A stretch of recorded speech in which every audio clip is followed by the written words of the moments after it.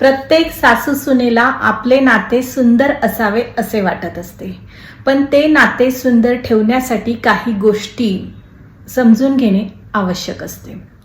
तर पहिली गोष्ट, प्रत्येक गोष्ट मनाला लावून घेऊ नये. कारण कधी कधी बोलताना चुकीचे शब्द निघतात, पण प्रत्येक शब्दाचा चुकीचा अर्थ पकडला तर नात्यात दुरावा निर्माण होतो. नंतर दुसरी गोष्ट, घरातील प्रत्येक निर्णयामध्ये दोघींचेही मत ऐकून घेणे आवश्यक असते. कारण सासूने असे समजू नये की मी मोठी आहे तर माझे मत योग्य आहे, आणि सुनेनेही असे समजू नये की मी नवीन पिढीची असल्यामुळे माझे म्हणणे बरोबर आहे. कारण दोघींच्या अनुभवातून आणि विचारांमधून घर अधिक सुंदर बनू शकते.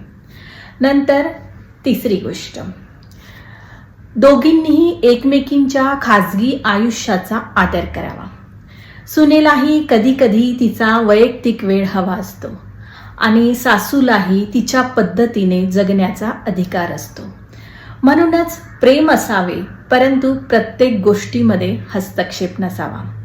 नंतर चौथी गोष्ट, नवरा किंवा पती या दोघांमध्ये छोट्या छोट्या तक्रारी करू नये.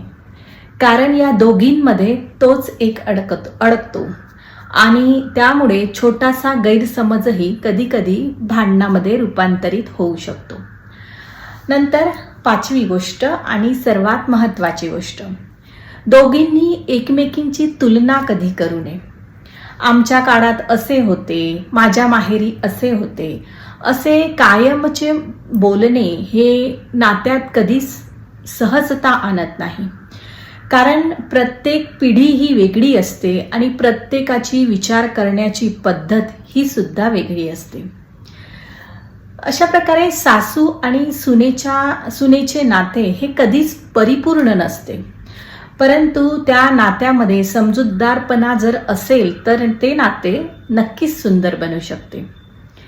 कारण एकाच घरात दोन स्त्रिया एकमेकींच्या विरोधात जर उभ्या राहिल्या तर ते घर तुटू शकते, परंतु त्याच घरात त्या दोन स्त्रिया एकमेकींच्या सोबत उभ्या राहिल्या तर तेच घर स्वर्गही बनू शकते. अशा प्रकारे सासू सुनेचं नातं हे जिंकायचं नसतं, तर ते जपायचं असतं.